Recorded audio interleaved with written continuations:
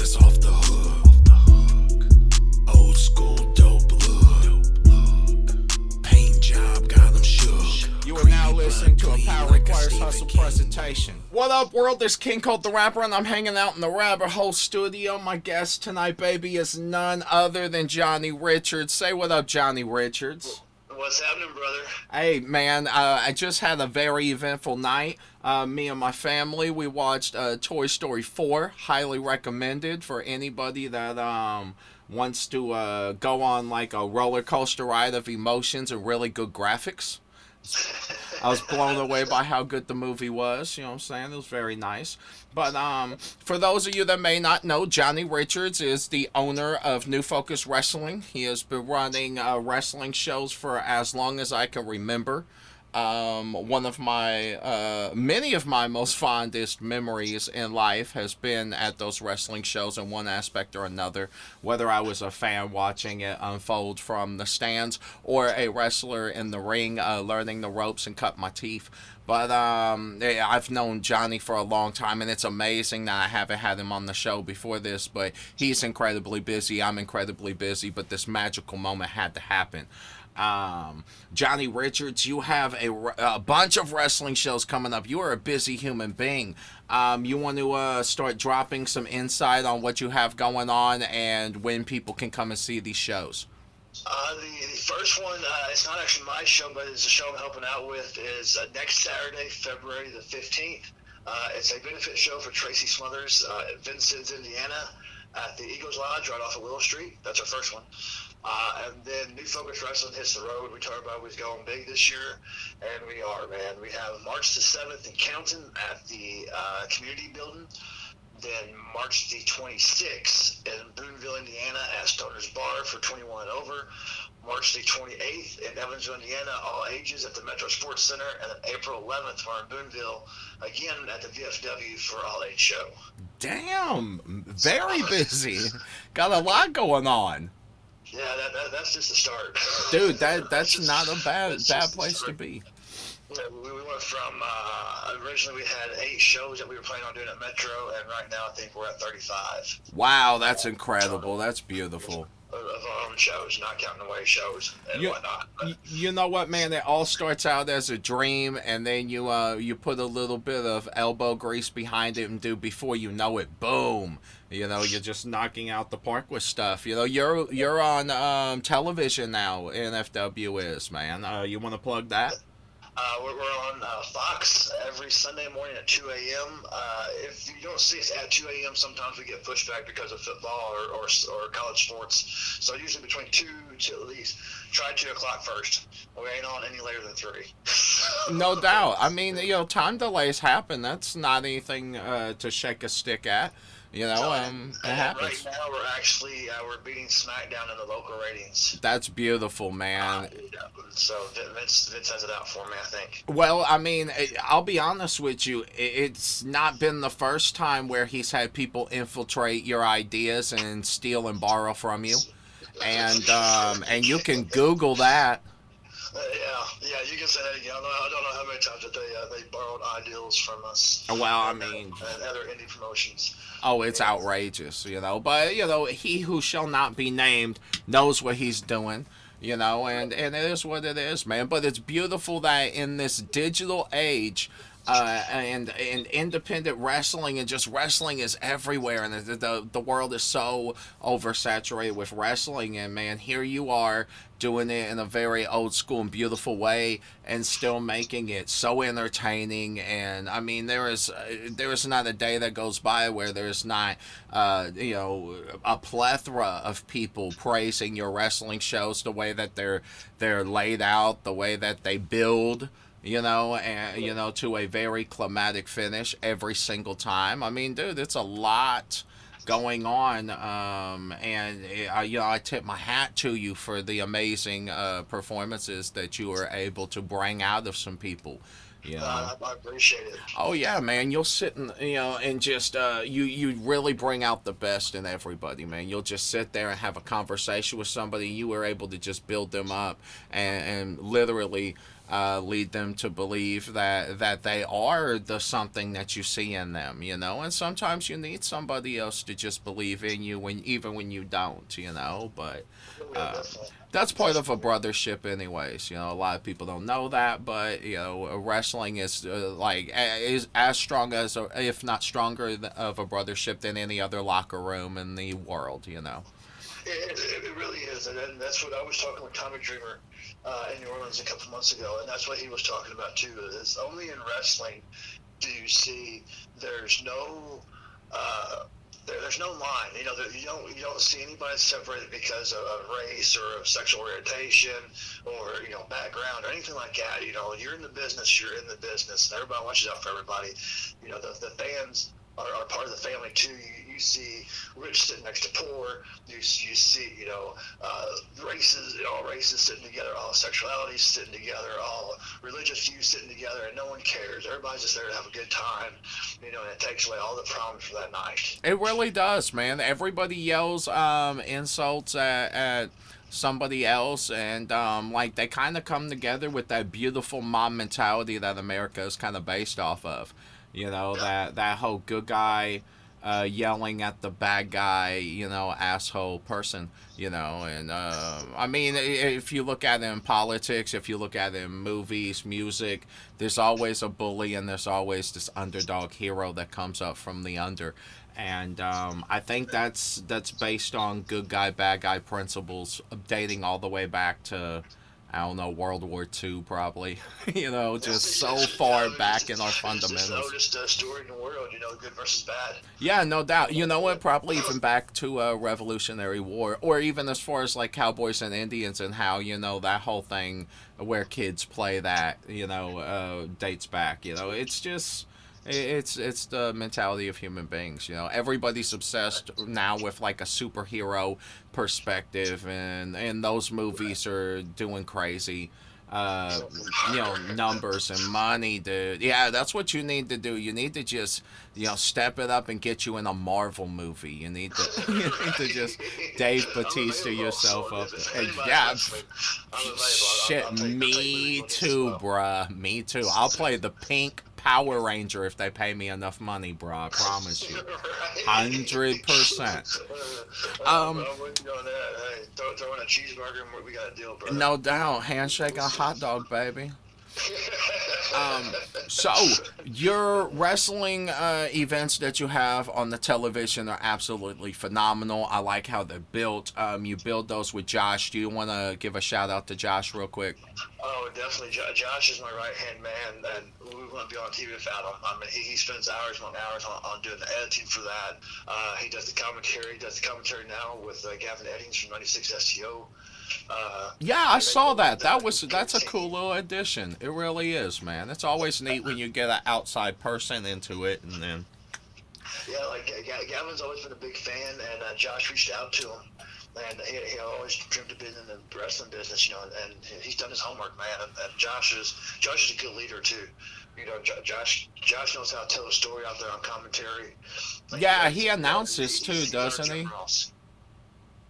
Or he does like some ring announcing shit too, doesn't he? Yeah, he does all the ring announcing. Yeah.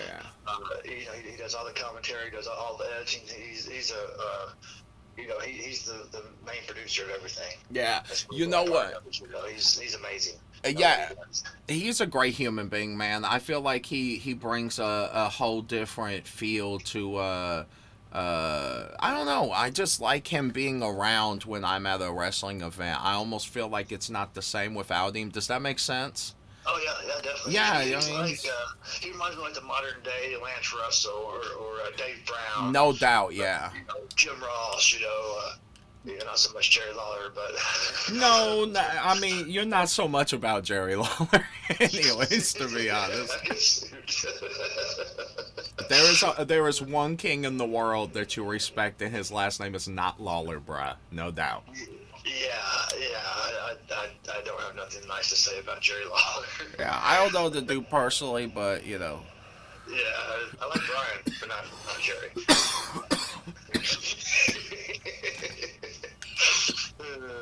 Things I can say. I mean, but that's the beautiful thing about how long you've been in the business is that you've really been up and down the road and seen a lot of things and experienced a lot of things and rubbed elbows with a lot of people. And some of the impersonations you do are money, dude. Like you've got this Terry Funk impression that is just ridiculous funny. Terry's great. Oh, Terry. you know what, man? Like I said, you've been in the locker rooms with some really, really phenomenal wrestlers. You know, the fact that you're doing the you're definitely wrestling at the Tracy Smothers benefit card. Yes. Oh yeah, definitely. Do Definitely, you yeah. do you know who you're wrestling yet? I'm not sure yet. They haven't told me. I'm hoping for Xander Kelly. That's who I'm hoping for. Nice. That's legit. That's really cool, man. Yeah, 'cause I think we could really do a good thing there. And then Xander got to travel on the road a little bit with us and Tracy. And we all traveled together, so it's kind of. It makes sense. Yeah, no doubt. On that there. Tracy will be there. Too. They'll be doing autographs, selling gimmicks. Brother's got cancer, ain't missed a show. Yeah, man, he keeps it moving. You know what I'm saying? Wrestling's his whole life, though. You know, when we were in the car with him, he legitimately said that he would wrestle every single day if he could. He couldn't see himself doing anything different, you know? Yeah, and he's like it, man. I know last 2 weeks, or not last 2 weeks, but 2 weeks ago, I guess, he had his chemo treatment, got out of the hospital at 2 o'clock in the afternoon and came and did the show for a meet and greet, and then managed that night, too. Wow, man, what a absolute hero, no doubt. He has no stop on him. He felt bad. He couldn't make the show tonight. He was supposed to be in Bridgeport. He felt bad because he couldn't do the show the last couple of days. He was in the hospital because they kept him there extra for the flu. They didn't want him to catch the flu with all the chemo stuff. And he felt horrible about it. You know, I was like, Tracy, don't feel bad about it, brother. You got cancer. You know, you're making shows. You're doing stuff. What half these guys ain't got nothing wrong with them. They're calling in. I mean, think about it, though. Everything he's done for the business, I mean, hell. You know, I mean, just a plethora of outrageous amounts of shows. Like, if there's a W in a company, he wrestled in it. You know what I'm saying? If there was a W, he worked it. He told me before the only place that he hasn't wrestled in the world is Alaska and Antarctica. Wow, no doubt. I guarantee you there's somebody working in Alaska that would 100% do that, no doubt. Oh my God, he told us, you know, he's got so many great stories. He'd be one that if you ever got a chance to get him on, and like he's got so many great stories. Oh, no doubt. Like you should definitely reach out to that man and have him holler at me, or I'll reach out to him either way. You know, because he's a good brother. But you know. He's amazing. He taught me so much, you know, especially, you know, a lot of guys after so many years in the business, you know, they kind of get that, they kind of get stale. Not knocking anybody, but they kind of get stale. They kind of get used to their ways. You know, when we got on the road with Tracy taught me, you know, 15 years in business at that point, 20 years now, but 15 years in the business. I got finally ride the road with Tracy, and Tracy taught me so many different ways and so many different scenarios I could do out there, and really rejuvenate my career in ring wise. You know, just the psychology and everything to do this way, and instead, you know, and try it up. You know, and it's got me going again. Oh, you no know, doubt. So smart. The dude's incredibly intelligent and a great human being to have in your locker room, just around your young people, your old people, your anyone. You know what I'm saying, can learn from that man. There was one time. There was one time we were in the locker room. This is a true story. It was funny as shit. We were in the locker room, and Rob Conway and he was going to wrestle Flash Flanagan, and they were in the ring, and he was like, all right, all you young people, Whiplash, get your ass over here. Everybody, you watch you watch them, because they're going to show you how to do this business, and you're going to learn and all this, right?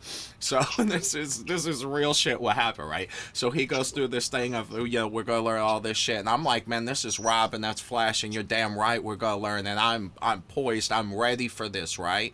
So I'm sitting there looking through the curtain, and bruh, it was the match where they fell down on their bellies and they did the thumb wrestling in the middle of the ring. And it just so happened it was that match, and he geared us up for like the most genius thing. And actually, the ironic thing about it was it was one of the most genius things I've ever seen in a wrestling ring, because you would never expect that out of anyone, nonetheless them. But it was thoroughly entertaining, and I mean, it was one of those things where like I might have missed that if Tracy wasn't like, "Hey, make sure you watch this." And I learned a very valuable thing of thinking outside the box in every aspect of creativity. And bruh, Tracy's definitely that guy though, for real, 100%, just a legend, a hero, no doubt. Yeah, without a doubt. Like he's great, man. I just pick his brain all the time. I know I probably aggravate him to death, but I just pick his brain all the time. I'm like, man, what can I do now? And he even told me the other night, I wrestled Joey Grunge, and he was like, man, just steal all the stuff you see on AEW. So I went out there and completely did the Orange Cassidy gimmick.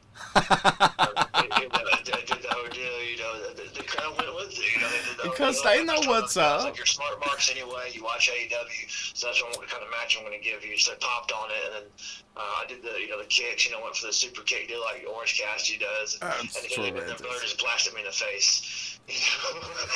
Crowd went wild. It was stuff like, Trash, like, hey man, do this and twist it up, and. So smart on the business psychology. That's what I think a lot of these guys are missing now. Not knocking AEW. I am, but I'm not. As some of these younger guys, all you do is you see these guys do 575 flips or 37,000 super kicks, and they don't mean anything.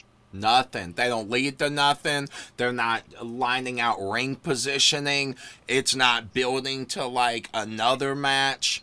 They're not playing good guy, bad guy. They're going to end up tweeting each other and fucking hugging each other on the internet afterwards. Bruh, what in the hell? Yeah, they've I ain't gonna say they killed it, but they let everybody in that they shouldn't have. There's a certain way. Okay, it's cool. If you want to do like a documentary or something, you learn about somebody, but they've opened that curtain up too much. And now Joey Ryan said it best. And Joey Ryan said that, man, the WWE doesn't call it the Performance Center for nothing. They don't say it's a training school or wrestling school. It's a performance center. And that's what a lot of these guys have became. It's just performance, but there's no psychology behind it. Understood, yeah. There's nothing that's going to draw you back to it. Cody's kind of doing it a little bit with the MJF thing, but the rest of the card's not. You're just seeing... But yeah, MJF is a special, like, dude, there is something about that kid. You know what I'm saying? He's just got like all of the building blocks that you really need to be like that suave asshole. Can't say a bad thing about him because he's actually really good. You know what I'm saying?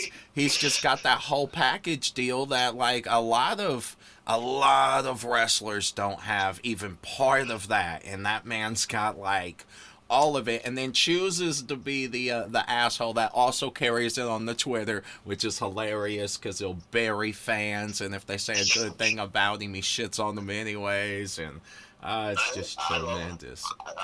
He's one of the few newer guys. I'm not knocking him, but just from my observation, but he's one of the few newer guys that get it. Yeah. He gets it. Hey, this is he's one of the few actual true heels. Yeah, if there even is a true heel left anymore, it is him.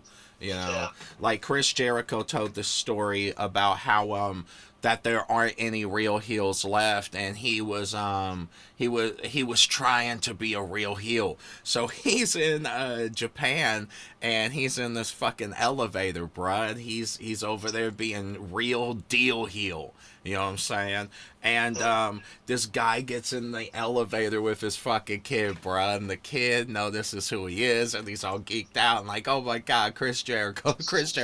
And Chris Jericho just stares straight and ignores the fucking kid, blows him off. He's like, I'm not having I'm not going out there in front of 35,000 people and being a jerk to them and letting that one fucking kid walk away and say, nah, it's not real. He's really not an asshole. You know what I'm saying? So he played it so hardcore and killed this kid's happiness, bro, by just being a real fucking heel, bruh, and it doesn't exist no more, and it should, you know? Yeah, it really should, because I mean, that's what sells money. Yeah, 100%, man. Tickets, is they want to see that heel get beat up.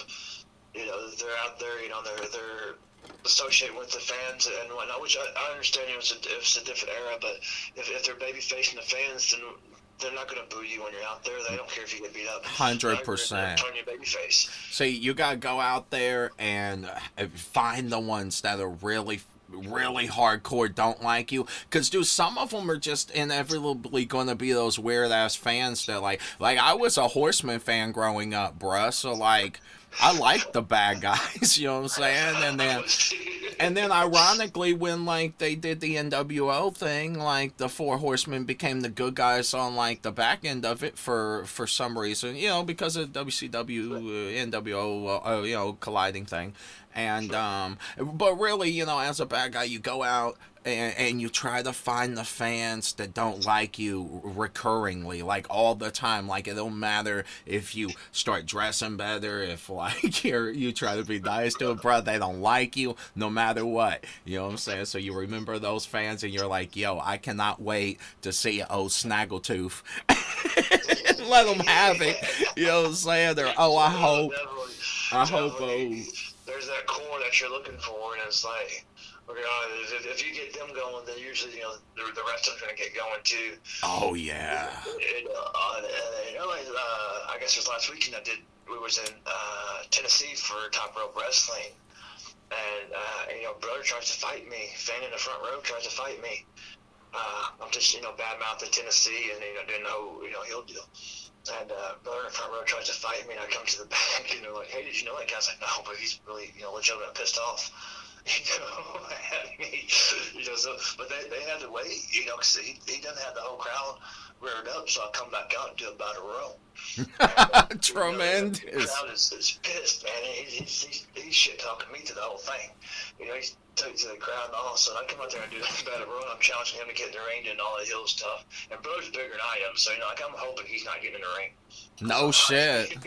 Like, man, this guy can kick my ass probably. Russ, security can only do so much. Like, for real. Right, and I let the smallest guy in the ring throw me out. The smallest guy in the ring eliminated me, and the crowd went nuts. Bro, there's something to that, though. I get out, and brother's like, man, I want to find you in the parking lot. It's like, what are you driving? So I told him that the promoter's car, so that's what I was driving, and I wasn't. I'll be in the back seat, smash the window with a brake. They gave me next one thought, I don't know why. Oh, I could imagine, because you got motherfucker keyed into the promoter's vehicle, is what it was. You remember AJ Riley? For a little bit. Why do I know that name? Tall kid came in a few times when we went back to Metro. Yeah, okay, I remember him. Yeah, what about him? We did a show in Tennessee. In Tennessee, they still believe Evansville's kind of smart marks, but they'll bite into it during the show. We're in Tennessee, and AJ's driving us down, so we're pulling in. The crowd's all outside getting ready to come in. So I roll down this window, and I get up, and I'm like, I hate all you Tennessee turd lickers. The Titans suck. Everything about Tennessee sucks. We hate it. Blah blah blah. So AJ looks at me, he's like, man, they know what I'm driving. If they're coming at me, they're coming after my car. So that's what AJ said. It's okay, it's not my car. So come out, and it's keyed up all nice and stuff. I was like, he's been mad at me ever since. Jesus, man. Always fun to wrestle business. But dude, like I said, being a heel, man, you gotta live that shit. You know what I'm saying? You really do. And they don't get it. There's a lot of these young guys. Everybody wants to be that cool Triple H, Steve Austin, Hill. But that's not what sells tickets. And it doesn't work for everybody, man. Those guys are special circumstance. And really, I'll be honest with you, man. I think it worked for Austin. I think it worked for Rock. I didn't think it worked for Triple H. All that them making him cool did was make me hate him more. You know what I'm Yeah, saying? That did. I'm with you on that. It didn't get I'm over not with taking me backfire like on that. it. You know. In fact, I didn't like him and Sean doing the DX thing together as much as I like the X Pac and Road Dogg, and because I don't know, Road Dogg and Billy Gunn had really phenomenal tag team matches.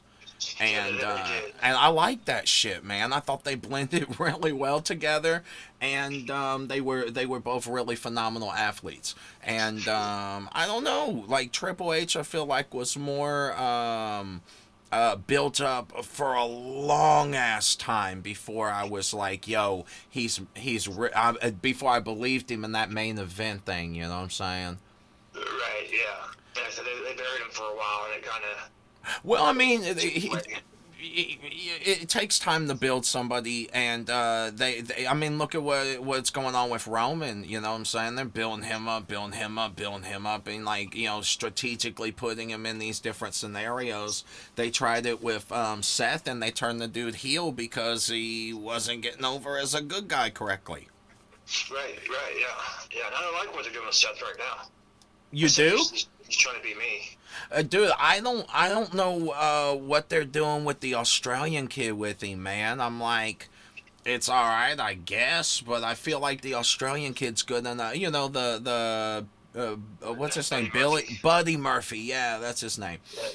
Yeah, he has a lot of talent. I think he would have been better on his own. I see where they're trying to give him the rub. Yeah, they are though. Yeah. He's like more over than them guys anyway. I think he is, and they're just kind of using him to build up their thing and make it more of a deal. Because realistically, out of the whole thing, I would rather see Samoa Joe and Kevin Owens throw down, and Seth can go and wrestle for the Intercontinental title somewhere or whatever. You know what I'm saying? It's just I just feel like it's just a different thing where they shouldn't be consistently chasing these dudes if there's not title belts or like a girl involved, or like it's just simply like, we don't like you. You know what I'm saying? It's like, there's no potatoes with the meat. There's not, dude. It's It's just like, oh, hey, you guys are good guys, you guys are bad guys, so you don't like each other. yeah. I mean, I guess it's cut and simple, but bruh, in 2020, we're supposed to have flying cars, not 1993 WCW Saturday morning storyline. You know what I'm saying? Right, yeah, I agree. Like they have so much potential to do stuff with these guys, but Vince doesn't want to pull the trigger. No, not the way that he needs to. He's distracted in XFL land and all kinds of shit. Like, how you feel about XFL? What is your opinion of wrestling football coming back? If they do it right, I think Vince would need a new. I didn't get to see it today, but if he keeps the wrestling separate from the football, I think he'll be okay. Because I think it was his big downfall before was the wrestling fans was watching a football game to see wrestlers. Yeah, and dude, And football fans was watching to see football. They didn't care about the wrestlers coming on, and the wrestling fans really did care about the football. And now I think if they can keep it separate, I understand plug in the shows or whatever, but if they can keep it separate and focus on it just being a football league, they got a pretty good chance, and don't try to compete with the NFL. No, because it's different. It's being alternate. Why the NFL's not in season. Yeah, 100%.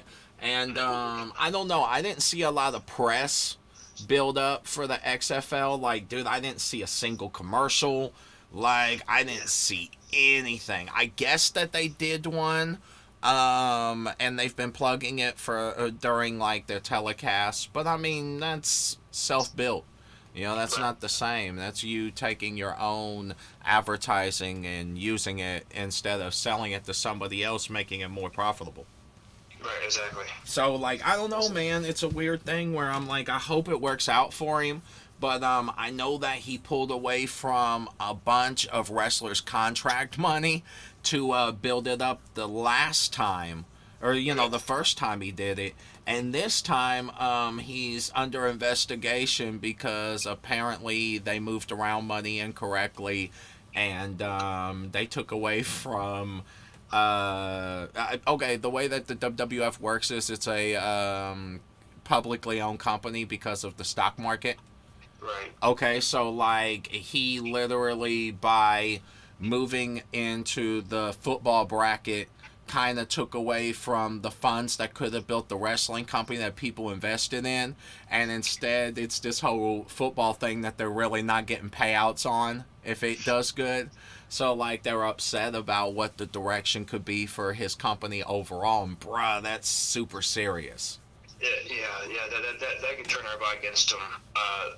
Investor wise, it's going to leave a bad taste in their mouth anyway, or even future investors Oh yeah, going man. into that. Which I don't understand why. I mean, I guess Vince did. I mean, he's the best in the business, obviously, but I don't really understand why he ever went public. Had it be a publicly traded company when he did. Was it taking so much power away from him? Oh, 100%. Yeah, I wouldn't have. In that there, which I understand. He did it to open up, a chance to do movies, and make the company grow. But like you said, if he's pulling out of, from his WWE stock, and then the money that goes to WWE, if he's pulling out to do the XFL, that's a conflict of interest. Oh yeah, that's taken from Peter to pay Paul all day. You know what I'm saying? Yeah, exactly. That's going to be interesting to see how that plays out. Especially with WrestleMania coming up and the Saudi show coming up. Yeah, you know what, man? I thought about that too. You know how he's got the Saudi Arabia shows, and they signed on for more of them, and it's cool because I feel like he's gonna funnel a bunch of that money into the XFL to get it floating, which is cool, whatever. But I think it's really messed up the way that the girls are treated over there. You know what I'm saying? As far as like the way that their culture treats the women as far as their attire goes is really what I'm getting at. I don't know if they've been treated bad at all, but it's weird to make anyone wrestle in like a full leotard get up, nonetheless in 106-degree weather at night. You know what I'm saying? Like, right, bruh. right. Yeah, which I give it to Natty and to Lacey. They're the first women to be able to do that. Yeah, it was Natty that wrestled, wasn't it? Said, Yeah. It's so hard. There's so many fine lines there of what to do. And I know they're getting a heck of a payout. On yeah. it too, and then I'm like, I can't blame them for taking the money. Oh, I mean, bruh, I wish I would have went. They got the heat, for all the heat that's over there with stuff they did to the American, journalists and whatnot. Oh yeah, dude, they're literally dealing with heat while dealing with heat. Yeah, It's exactly. super They're rough. trying to, if in a weird way, it kind of brings, I guess, everybody together. Yeah, everybody over there, I'm sure it did. Something to look forward to, I guess, in a way. And if the thing that you paid to go for it, brother, but there's that. That's that hard. You really have to take personal feelings and what you think is morally right, and put it aside for money, for business. And I mean, sometimes you have to do that to stay afloat, Like, I don't like, me personally, I don't like, selling, like, collaborations. Like, if I appear on somebody else's album, a lot of times I want them to appear on mine, and it's kind of like that exchange, but sometimes that doesn't work for people's timeline and their schedule. So, dude, sometimes they'll just be like, yo, let me just buy this verse from you. So, like, I do sell it to them, but I feel horrible afterwards because I'm like, oh, man, I'm selling my art, and I don't like doing that. But, at the same time, Bank's not going to let me sing a fucking song to them to pay my balances, bro. They're not going to let you pay with morals. No, unfortunately. I wish they did. You know what? It'd be a different world. Right. I wouldn't need this roundabout waiting every quarter for my check from these publishing companies. That's for damn sure. Right, I gotta love the check deal. Oh, bruh, let me tell you about this check deal. Lord.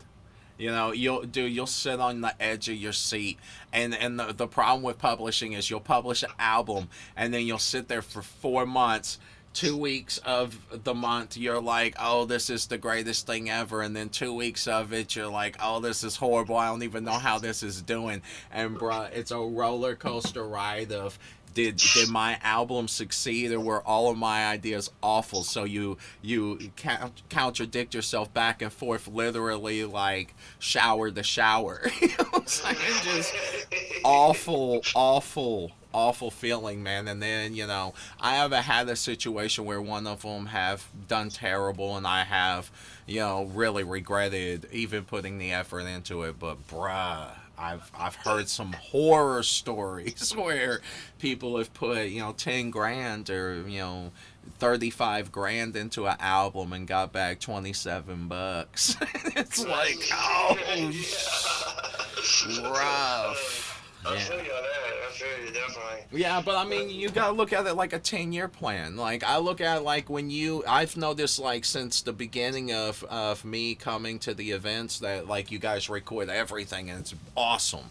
Because you just never know when you might need to go back in life and borrow from something, or you might need to set up like a video montage of like, this is the evolution of Canadian Kid, or whatever, you know what I'm saying? So like I've noticed that I need to have as much media as possible, and I learned that from you because, dude, if you look up New Focus Wrestling on YouTube, boom, there was just hours and hours and days, and like, bruh, you could fall down the rabbit hole of watching just years and years of amazing matches where dudes have come through and worked with you, and then they went on to work for WWE, NWA.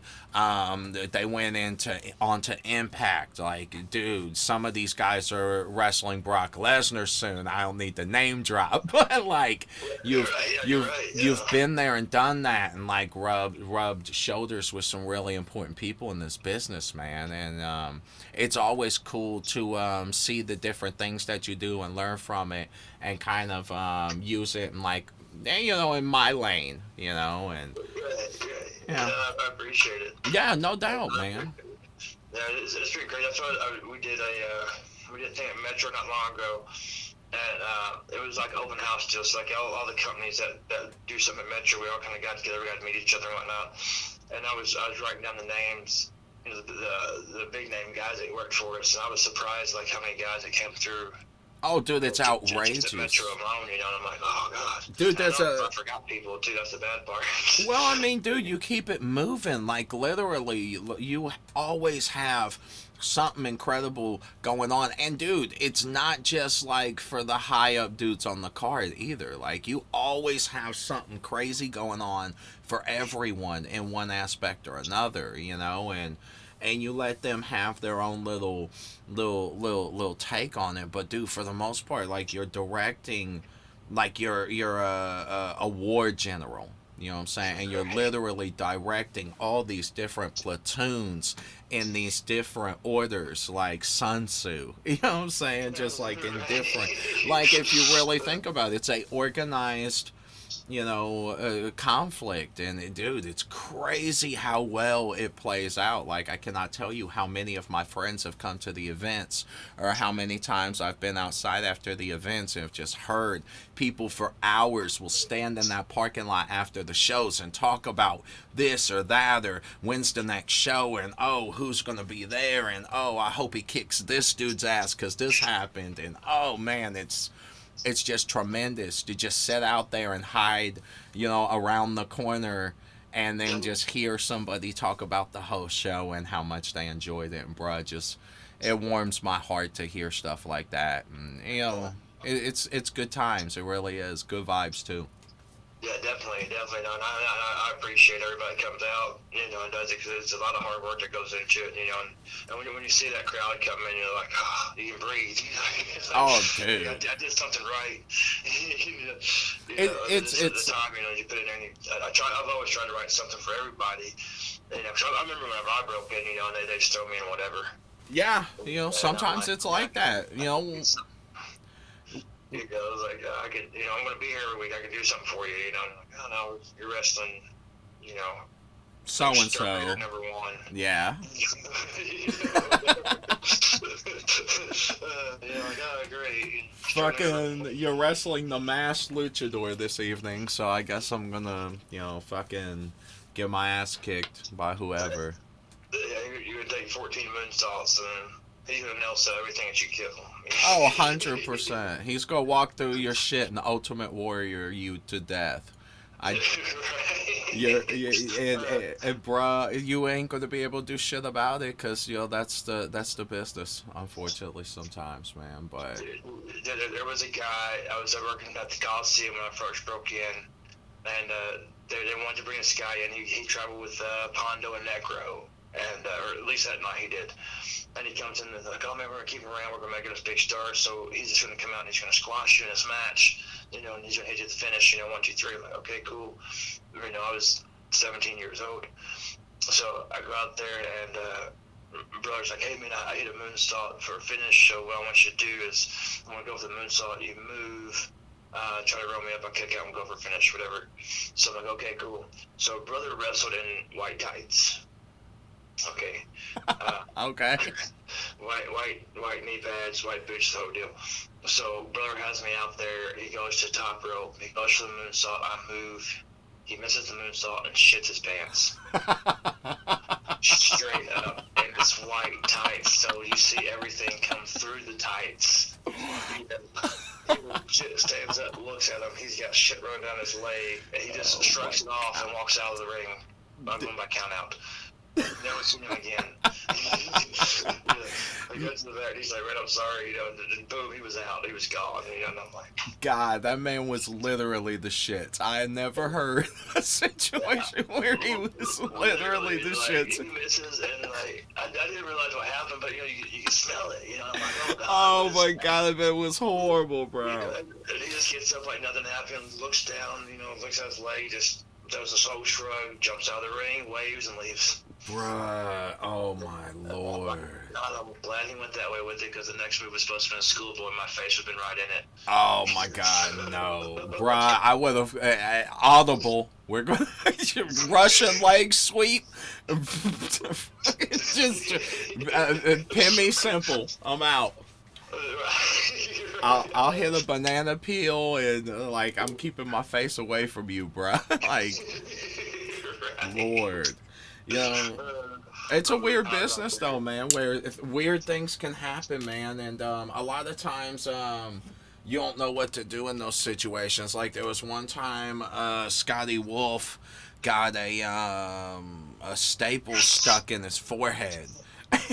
Bro, he said he was pulling at it, prying at it for 20-30 minutes trying to get this damn thing out of his skull.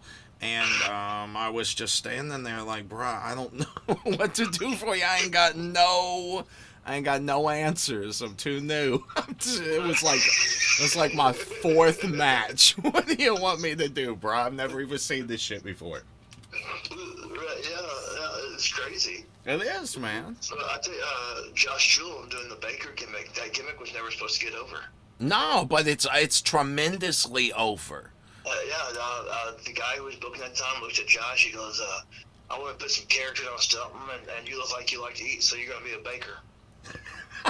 You look like you like to eat. Yeah, that's what he tells Josh. No, dude. Josh looks at me, he's like, okay. And Josh looks at me, he's like, I'm going to get this fucking shit over. You know what's crazy, too? Josh might be a big person, but, dude, he is extremely athletic and really charismatic, and, dude, he can carry a storyline very well and execute. And, bro, I've seen him. He can go. He really can, dude. Great. Yeah, he's phenomenal. He's like, and then he made it work. He went and got that pie flipper. Yeah, that's over with me, dude. And ran with it. That was one of the one angles that was never supposed to get over, and it did.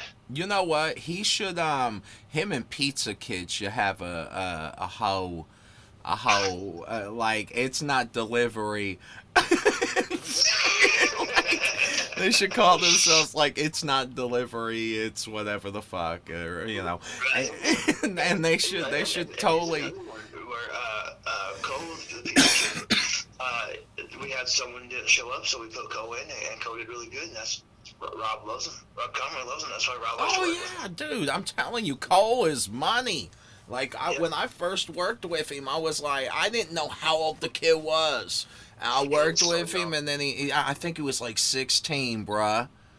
And I was like, I could not believe how good he was and how well he understood what was going on and why it was going on and why we had to do this and that. And like he just caught on so well. And I mean, dude, there dudes like that are few and far between, man. They really are. Yeah, definitely. No, that's why I have another kid right now, Clayton Clark. I'm big on. Oh yeah, He's a good Cowboy too. kid. Yeah, I know who he is. I just did the thing with J Rock from Ring of Honor, and another kid who just kind of like fell at the right place at the right time. You know, him and Jackson both. You know, I'm like, man, here's your chance. You know, run with it where you can, because it only comes once. No doubt, and they're young too. They've got some time to really develop and like mature. They're part of your Gen 2 group, aren't they? Yeah, they're gonna be part of that, and that's another concept that we kind of came up with. I noticed WWE kind of did the NXT thing, giving these guys a chance to come out there and shine, show what they can do. And that's what we want to do with Gen 2, is give these guys a 30-minute show from 6:30 to 7 before each of our Metro shows to go out there and show what they can do. Because they deserve a spot. Yeah, And 100%. It's hard to get them on on a spot on the main show where they can really show what they got.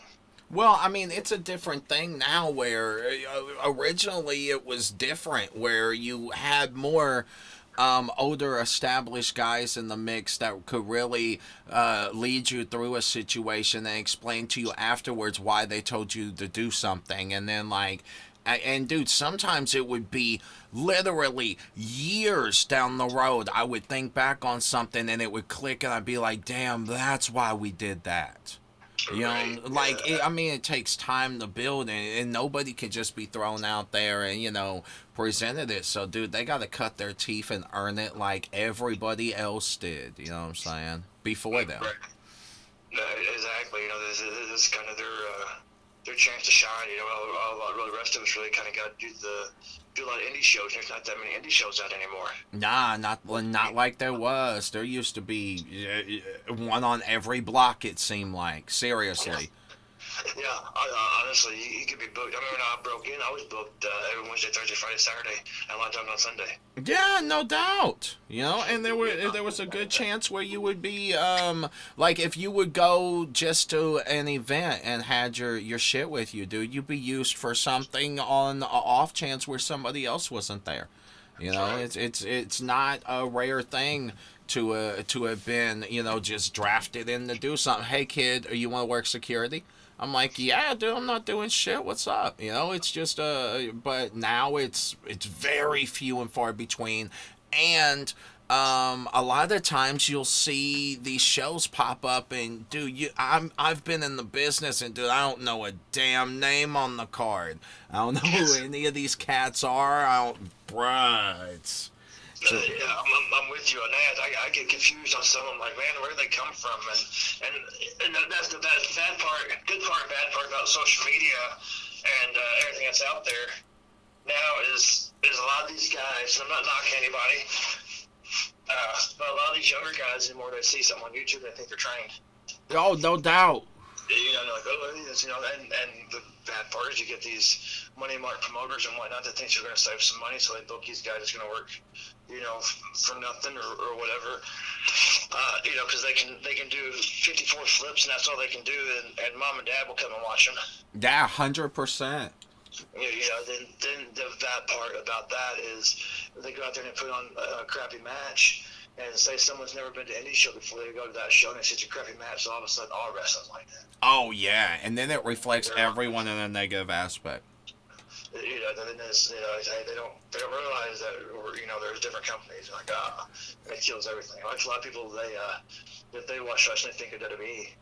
And Yeah. if he's doing bad on TV, then usually the indies ain't doing so hot because people disassociate one with the other. Yeah, and you know what? I've gotten into this weird thing where I have the Hulu app, and I will just try to catch up with the WWE stuff with their shortened version that Hulu offers, just like a weekly recap thing. And man, some of that's hard to sit through. Like, bruh, it's rough. Like the Lana Rusev angle, what? I didn't get that at all on Bruh, that there either. it's And painful. that's Vince's main problem right now is, as far as any major company, if you look at, on a regular week, you got 3 hours of Raw on Monday. Yeah. And then Tuesday, I think Impact airs in some places. Then Wednesday, you have 2 hours of NXT, 2 hours of AEW. Thursday, you got Power Hour. Friday, you got whatever comes through. Saturday, most indies have something if they're not TV. Dude, there's always something going on. Every day. And then a pay-per-view on Sunday, if not 2. Right. And some of these people they're going too long. That's what I like about our show. Is our TV's 30 minutes. That's commercials and all, and for 30 minutes you see wrestling. Dude, it's cut to the chase, what it should be. It's not it's not a bunch of fucking complaining and arguing and nonsense. You're not having people having miscarriages and fucking ridiculous storylines, bruh. Just, oh my god. You're trying to give you old school wrestling, what we all grew up on, and that's what people want to see. And a lot of places they forget that the name of the marquee is wrestling. 100%, man. And they go out there and they forget about that, and they go out there and they either do a 45-minute promo that no one cares about on a bad PA system, or they come out there and then they do stuff that no one cares about, and no one knows how to read a crowd. Yeah, it's important that you sit and watch what's going on before you, because if you don't know what's going on before you, somebody might have tried something that bombed miserably, and then you go out there and try to throw, the same drop kick or whatever the shit, or, insults, and it's like, bruh, that didn't work for them, why would it work for you, Exactly. I know we sat there, I was on a show with Tracy, me and Tracy and Kayla and Chloe were together, and we were sitting there watching, and the place, a real nice place, good workers, had a monitor set back in the back, and the only person watching the monitor is me, Chloe, Mike Michaels, and Tracy Smothers. Brutal, man. The first 3 matches all ended with a super kick. And exactly. You know what I'm saying? They didn't watch, they didn't pay no attention. And I'm like, man, there's, you come out there, and by the time I wrestled Mikey that night, and the time that me and Mikey came out there, they did all the flips and all that stuff. They popped on me, poking me in the eye. Dude, because the simple things get over after you've been when you've been punched to death and somebody throws a kick out of nowhere. It's a beautiful thing, It's just that refreshing breath of, oh, something different's happening, goes a long fucking way. Yeah, it sure does. Yeah, it sure does. 100%. Yeah, that's what they need right now. It's like they need wrestling and wrestling. Wrestling definitely needs wrestling and wrestling. I'm tired of watching a 20-minute setup and situation. Like, for example, one thing I hate about Raw, and I won't hold you forever, but one thing I hate about Raw, they don't even have like a GM person that comes out and like sets up what's going on. It's like a wrestler comes out, says some shit. Another wrestler comes out, says some shit to that guy. Another guy comes out and backs up his shit, and then a dude crawls out from under the fucking ring, and then it's 2-on-2, and they just decide that they're going to take up this multi-million-dollar corporation's time on fucking cable television to throw down and fight. It makes no fucking sense. It don't lead to nothing. They don't build it up for a pay-per-view anyone cares about. Bruh, I want to pull my fucking hair out sometimes watching this shit, because I agree. I think another big problem that they have, and this is what we're learning right now, because we're doing the away shows and the TV tapings are exclusive to Metro. What we're learning right now too, and remember the old days where you didn't see every name wrestle every name. Oh, yeah. You had the enhancement guys, or you had the mid-card guys, work some of the upper card guys. Mm-hmm. to not only elevate them, to get them ready, get them better, and be able to have a competitive match. But that way, your big money matches ain't until you get to the pay-per-view or to your TV. 100%, yeah. Now you don't have any reason to watch pay-per-view. Not at all, because you get it all handed to you. And even if, I feel like with you having, with there being a Raw show, a SmackDown show, an NXT show, there's a fucking Velocity show on the weekend that they have, and dude, that's literally just the WWE shows. So, like, at what point do you want to sit and watch the 7-hour fucking WrestleMania telecast? Like, bruh, are you serious? Right. Like, I've already invested 14 hours into it before I even get to the pay-per-view. It's like, fuck it, you know what I'm saying? I don't even care. And you done seen the matches 10 times before you get to the pay-per-view. Yeah, they don't do nothing special, nothing different. And even if they do, they fuck it up by making it a regular thing like they did with the Hell in a Cell thing. And they don't do, like, I don't think that they do blood at all anymore as far as WWE goes. And if they do, it's like an accident most times. You know? Right. And that's the thing where that is good in certain spots. But you have to do it right at a certain time, at the right time, at the right place, and it can add so much to the company and to the angle. Yeah, 100%. It'll make or break a situation. Right. You look at, I've done this for 20 years. You know how many times I've bled in the ring? I can't say one time where I've seen you bleed in the ring. In 20 years, I've bled 4 times. Yeah, exactly. Like, and literally, I don't think I've ever seen you bleed in the ring. Right. I really don't, and I've worked on I can't tell you how many shows I've worked on with you, and I've never seen it. Me personally, never. You know what I'm saying? The 4 times I bled, it meant something. And it should. It shouldn't be an all the time thing unless it's your deal, unless you're a Sabu or a Sandman or that's just a different deal.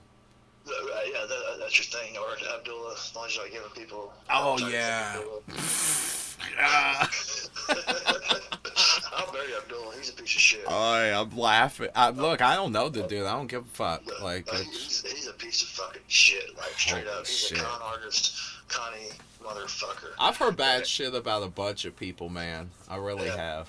I could bury the whole business. Bruh, shovel away, man. It happens. Like, dude, there are some people that you know what? All of the people that I didn't like, this is real shit.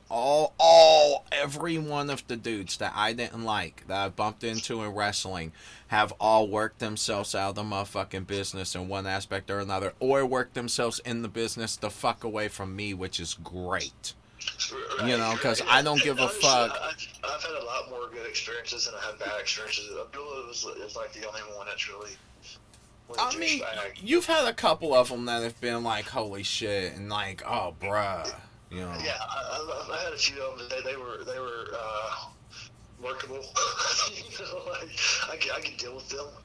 Yeah. Abdullah is one that he comes to the show. I specifically tell him, we was at the Newsom Center at the time. I'm like, hey man, we can't bleed in this building.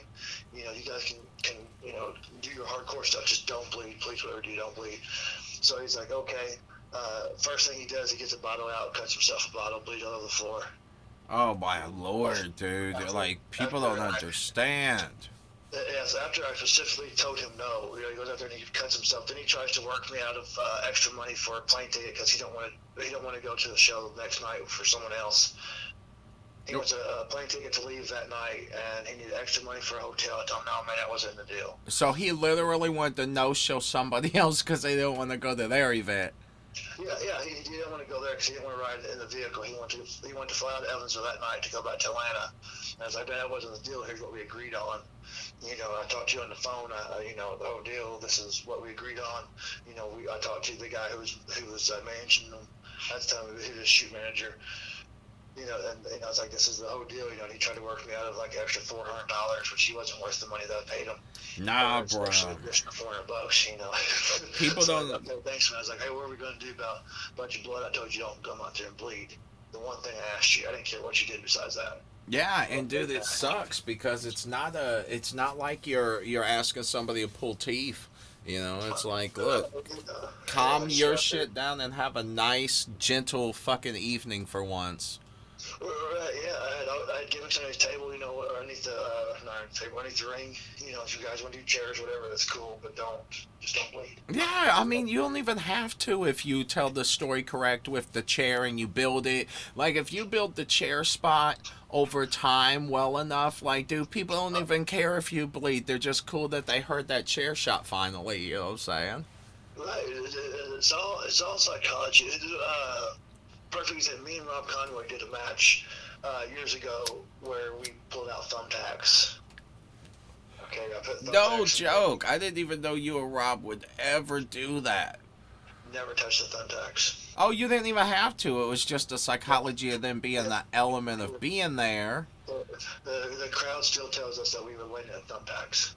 And it's like, bro, we didn't. But, let it be one of those don't let the truth come in the way of a good story situations, Right, exactly. And here we go. We have that, and that's the thing, too. Rob taught me a lot of psychology on that, too. And I think that's where a lot of people are going wrong nowadays, too, is this, okay, if you and me's in a real fight, okay, and we're pulling out weapons, just because we pull it out doesn't mean we're going to go use it.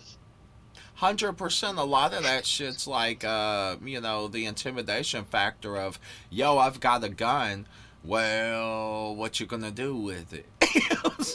Like, is it loaded? Is it cocked? You got the guts. Like, you could tease the chair shot and even have him swing and miss, and it mean way more than if he clobbered you 13 times. It's exactly, less is more. Yeah, 100%. Yeah.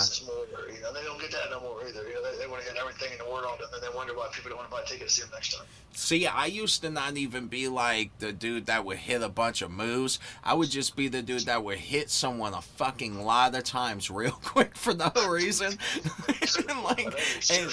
Oh, dude, look, that was never like a thing. Sometimes you get in the heat of the moment. But, and you know what? I never got upset about anybody fucking clocking me back. It happens and whatever, And there's been a couple times where, like, dudes had to, like, hit me for me to realize, yo, I guess I fucking rocked him or, like, caught their nose or something. Shit happens, Yeah, I've done that about myself. Oh, yeah, you do, though. Yeah, you slapped the shit out of me one time and, like the top of my chest to where my throat is. You slapped the shit out of me one time. I couldn't breathe. I remember one time Leland dropped me wrong for like a stunner, and I hit like the boniest fucking part of that kid.